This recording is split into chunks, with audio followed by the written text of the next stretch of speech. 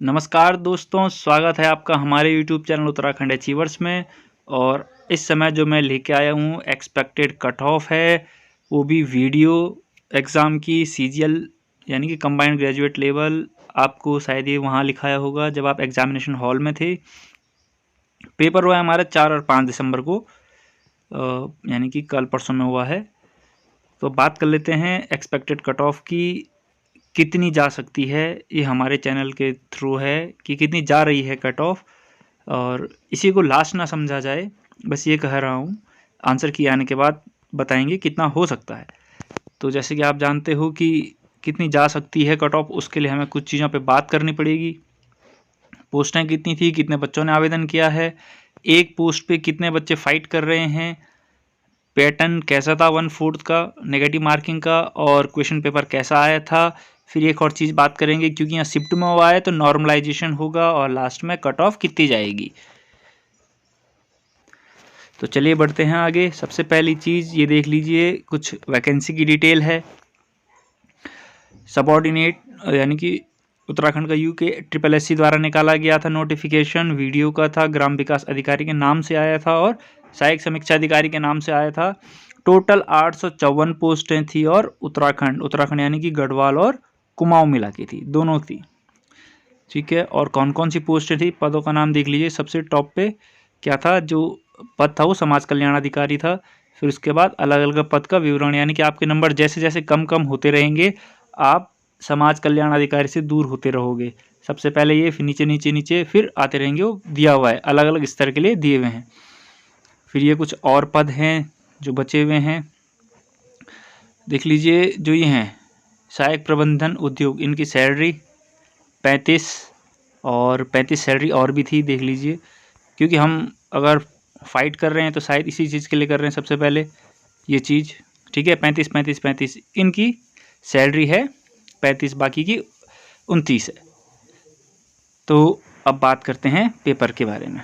जो टोटल पोस्टें थी वो थी 854, जो गढ़वाल और कुमाऊं मिला के थी। तो लगभग एक मंडल में अगर मोटा मोटा देखा जाए तो 425 से 426 पोस्टें हैं। और जो कुल पद हैं वो क्या है, अलग अलग विभागों द्वारा बांटे गए हैं। ऐसा नहीं कि एक ही विभाग हैं, अलग अलग विभाग की थ्रू पोस्टें आई हैं आपकी। अब डिटेल ये है कि वीडियो का एग्ज़ाम भरा कितने लोगों ने था और दिया कितनों ने था। तो जो कैंडिडेट जिन्होंने पेपर दिया था वो थे 1,46,000 2 लोग, यानी कि 1,46,000 ही समझ लीजिए। और जो कुल कैंडिडेट थे वो 2,16,519 थे, यानी कि लगभग 67.43% लोगों ने पेपर दिया है। 67% ही समझ लीजिए।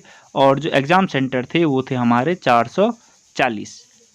अब आप ये देख सकते हो, इस बार पेपर अधिक लोगों ने दिया है। लगभग 2,16,000 लोगों ने भरा था और 1,46,000 लोगों ने दिया है। क्यों दिया है? क्योंकि उन्हें पता है UKSSC का अभी ये लास्ट पेपर है इस साल का। कोरोना और आचार संहिता दोनों ही आ रहे हैं, जिस कारण हो सकता है पेपर स्थगित हो जाएं। ख़त्म तो नहीं होंगे, निरस्त तो नहीं कर सकते, स्थगित हो जाएं कुछ टाइम के लिए। तो मैक्सिमम लोगों ने समय से पेपर दिया है, वरना आपको पता है कि लास्ट टाइम जो आपका फॉरेस्ट इसका हुआ था, FRO का पेपर हुआ था, वहाँ कम ही बच्चों ने दिया था पेपर। और उसके बाद जो आपका पहला हुआ था कनिष्ठ सहायक का, वहाँ भी लगभग 55,000 के हेर-फेर बच्चों ने ही दिया था। तो चलिए अब बात कर लेते हैं कि कितने लोग प्रेजेंट थे। ये चीज़ मेरी थोड़ा समझ से बाहर थी। जो पहले दिन थे फर्स्ट शिफ्ट, यानी कि 4 तारीख 66% बच्चों ने पेपर दिया। फिर सेकंड शिफ्ट में 64% बच्चों ने पेपर दिया, और थर्ड शिफ्ट में फिर से 67% बच्चों ने पेपर दिया। अब ये कैसे दिया, हो सकता है सेंटर दूर हो, या फिर जैसे पहली तारीख थी, पहले दिन था, पहले दिन तो देहरादून में BJP की रैली थी, तो वहाँ बच्चों को कम जाना चाहिए था, क्योंकि टाइम पे नहीं पहुँच पाए। कई बच्चे बोल रहे थे हम 2 से 3 किलोमीटर भी पैदल चले हैं। लेकिन अगर इस बेस पे देखा जाए तो देखिए, पहले दिन 66% बच्चों ने दिया, पेपर टफ लगा, तो अगले दिन फिर कम हो गए। सुबह की शिफ्ट में कम बच्चों ने दिया, ये पेपर उनको ईजी लगा, तो फिर बच्चे बढ़ गए और ये पेपर फिर से टफ आ गया। तो कुछ इस तरीके से आया था पेपर। पहला पेपर थोड़ा टफ था, फिर ये इजी आया था, और फिर ये टफ था। ये इन दोनों पेपरों में ज़्यादा फ़र्क नहीं था, 19-20 का ही फ़र्क था। ठीक है, फिर देख लीजिए एक पोस्ट पे कितने कैंडिडेट फाइट कर रहे हैं। एक पोस्ट पे लगभग 171 बच्चे फाइट कर रहे हैं एक पोस्ट के लिए। 1,46,000 2 बच्चों ने पेपर दिया है कितनी पोस्टों के लिए, यह दिया है 854 पोस्टों के लिए, तो लगभग कितना आ रहा है 171। एक पोस्ट पे 171 बच्चे फाइट कर रहे हैं, तो एक पोस्ट पे 171 बच्चे तो बैठ नहीं सकते, तो क्या होगा, एक ही बच्चा बैठेगा, एक पोस्ट के लिए एक बच्चा, और बाकी 170 बाहर हो जाएंगे। 170 बच्चे बाहर होंगे। और अभी 12 तारीख भी पेपर हैं, उसकी तैयारी करेंगे। ठीक है, अभी सभी कर रहे हैं, अकेले से 170 बच्चे क्या करेंगे, वो 171 बच्चे के 171 बच्चे ही तैयारी कर रहे हैं। अब बात करते हैं नेगेटिव पैटर्न की। नेगेटिव पैटर्न 1/4 का है, जो हर बार रहता है, यानी कि एक क्वेश्चन अगर गलत करोगे तो 0.25 मार्क्स जाएगा, और टोटल देखा जाए तो एक क्वेश्चन गलत करने पे 1.25 मार्क्स की कटौती होगी। ठीक है, तो नेगेटिव कोशिश कीजिएगा नेगेटिव कम ही करें, क्योंकि हर क्वेश्चन में है। और इस बार नॉर्मलाइजेशन लगेगा, बिल्कुल लगेगा, क्योंकि हमारा 3 शिफ्ट में पेपर हुआ है।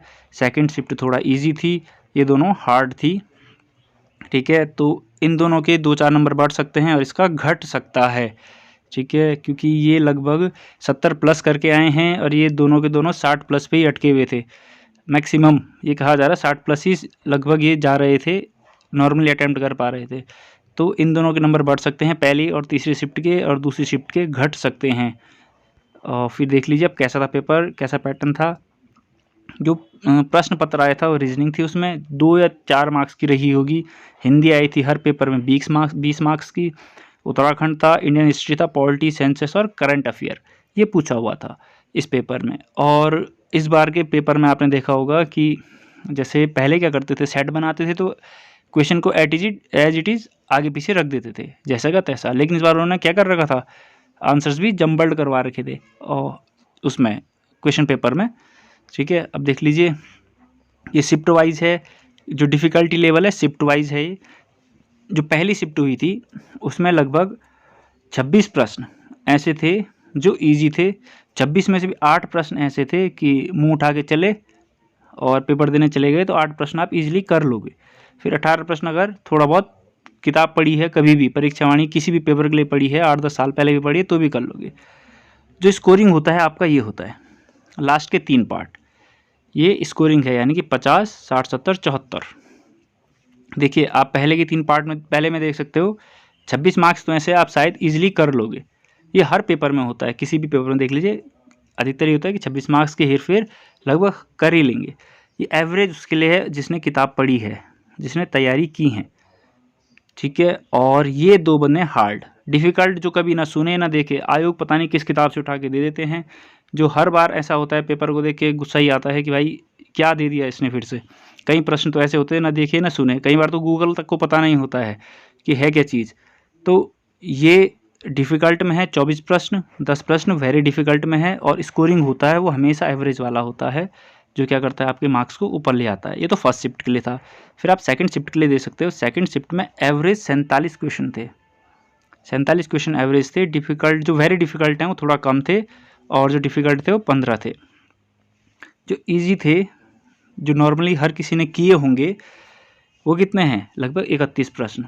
31 प्रश्न ऐसे हैं जो हर किसी ने किए होंगे, और ये हैं आपके 5 और 6 21 प्रश्न। 21 प्रश्न ऐसे हैं जिसमें से ज़्यादा से ज़्यादा 3 या 4 प्रश्न कर ही पाए होंगे जिसने पढ़ा हुआ है, और 47 प्रश्न ऑन एन एवरेज सबके लिए था। अब आई थर्ड शिफ्ट की बारी। थर्ड शिफ्ट और फर्स्ट शिफ्ट में ज़्यादा फ़र्क नहीं है। देखिए थर्ड शिफ्ट में क्या है, लगभग 28 प्रश्न ऐसे हैं जो सभी ने किए होंगे, और 27 प्रश्न ऐसे हैं जो सब ने नहीं किए होंगे, और बाकी 45 प्रश्न ऐसे हैं जो उसी ने किए होंगे जिसने पढ़ा होगा। देखिए जो लास्ट के 27 इनकी बात कर रहा हूँ मैं, डिफ़िकल्ट और वेरी डिफ़िकल्ट की।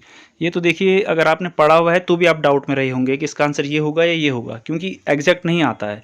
वेरी डिफ़िकल्ट जो लास्ट वाला पोर्शन है, ये तो है कि हमने ना सुना है ना देखा है, कई क्वेश्चन ऐसे थे। और एवरेज ये है कि वो कर सकते हैं जिन्होंने कभी भी थोड़ा बहुत पढ़ा है, पेपर के लिए तैयारी कर रहे हैं, वो एवरेज वाले में मार्क्स ले आते हैं। अब तीनों को एक साथ कंपाइल करते हैं, एक साथ देखते हैं, तो आप देख सकते हो। देखिए हर किसी के हिसाब से अलग होता है। जिसने पेपर दिया है वो बोलता है कि मेरा ही शिफ्ट का सबसे टफ था।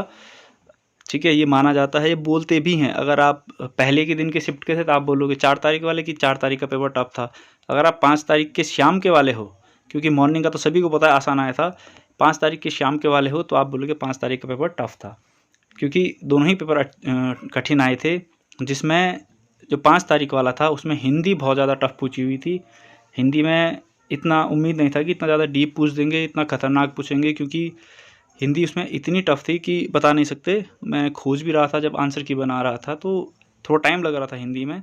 और साथ ही इस वाले पेपर में और इस वाले पेपर में बस डिफरेंस ये था, यहाँ सन ज़्यादा पूछे हुए थे। आपने देखा होगा कि किस सन में क्या हुआ, किस सन में क्या हुआ, वो यहाँ पूछे हुए थे अधिकतर, यहाँ थोड़ा कम थे। ठीक है, जिस कारण ये वाला पेपर ज़्यादा टफ बन गया था, क्योंकि सन याद रखना थोड़ा मुश्किल काम हो जाता है। इसलिए मेरे हिसाब से तो पहले दिन का जो पेपर आया था वो टफ आया था। और कई बच्चों से भी पूछा मैंने, तो देखिए जो पेपर दे रहा है वो तो कहेगा ही मेरा पेपर टफ था। तो जितना मैंने आकलन किया है तो मेरे को फर्स्ट और थर्ड दोनों ही टफ लगे हैं। और थर्ड वाला जो है वो थोड़ा हल्का 19-20 का फ़र्क है फर्स्ट और थर्ड में, यानी कि फ़र्स्ट वाले को मैं टफ मान रहा हूँ अपनी तरफ से, हल्का। ठीक है, बाकी आप लोग को कैसा लगा पेपर वो आप बताइएगा। देखिए कंबाइंड में था। अब देख लेते हैं कैसे, क्यों बोल रहा हूँ मैं। जैसे देखिए भूदान आंदोलन तो पढ़े थे, विनोबा भावे उसमें पूछ दिया, अब सन पूछ दिया उसमें, ये थोड़ा कठिन में आ गया। जैसे अभी है आग्नेय चट्टान, कक्षा 8 का प्रश्न है कि कौन सी चट्टान को प्राथमिक बोलते हैं, आग्नेय वाली, आप जानते हैं। फिर ये देखिए वारुणी कोसी पंचकोसी यात्रा, कोसी पता है कहाँ बहती है, पर पंचकोसी यात्रा पूछ दी है उन्होंने। उसके बाद एक ये वाला क्वेश्चन है सन वाला, कि एटकिंस द्वारा संपादित हिल क्षेत्रों का गजिटर प्रकाशित कब हुआ है। फिर ये भी आसान प्रश्न है, तो आपको पता है। जो कठिन है वो आप देख रहे होंगे, काली घटा का घमंड घटा, शायद जब हिंदी शुरू हुई है, अलंकार शुरू हुए हैं, तब से आप ये पढ़ रहे हो, ये तो सरल प्रश्न हो गया। ठीक है, रूढ़ शब्द ऐसे होते हैं, आपने पढ़े होंगे, रूढ़, योग, रूढ़, ये वाले शब्द।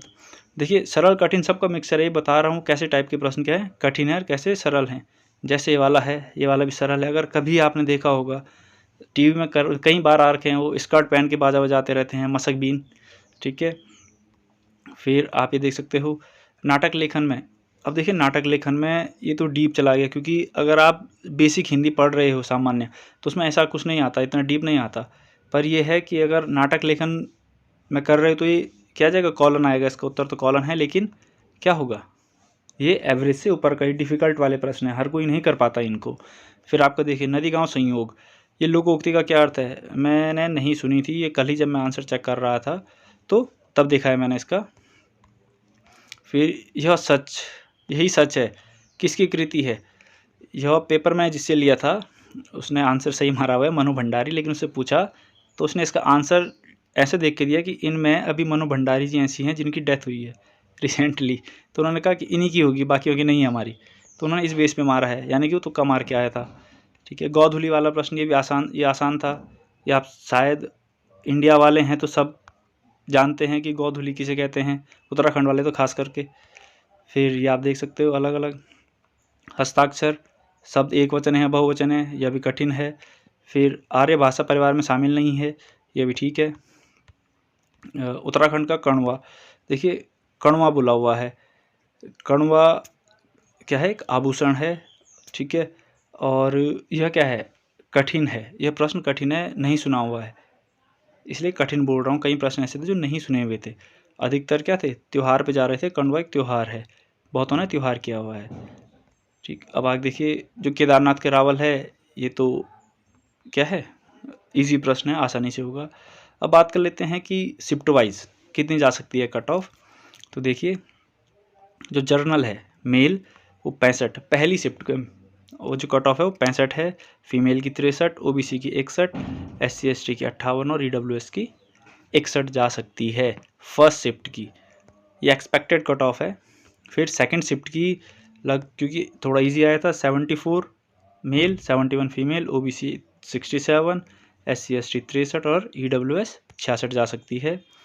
फिर थर्ड शिफ्ट की है आपकी 69, क्योंकि थोड़ा सा पहला और तीसरा वाला शिफ्ट एक जैसा ही था, पर तीसरा वाला थोड़ा सा आसान था।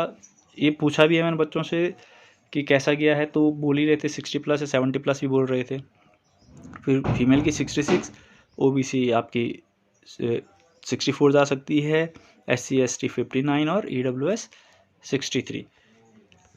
अब जो ओवरऑल है, जो उत्तराखंड अचीवर्स चैनल के अकॉर्डिंग जो ओवरऑल है वो लगभग इतनी जा सकती है, 68.5 मेल, 66 फीमेल, ओबीसी का मेल 65 और 62 फीमेल, SC ST का मेल 62 और 58 के हेरफेर फीमेल, और EWS का मेल जा सकता है 65 और 61 के आसपास जा सकती है, आपकी फीमेल जा सकती है। तो ओवरऑल एक्सपेक्टेड कट ऑफ थी वीडियो की उत्तराखंड अचीवर्स चैनल्स के अकॉर्डिंग। आपको अगर वीडियो अच्छी लगी तो प्लीज़ लाइक शेयर सब्सक्राइब कीजिएगा, और अगर आपको कोई डाउट हो तो कमेंट कीजिएगा। Thanks for watching.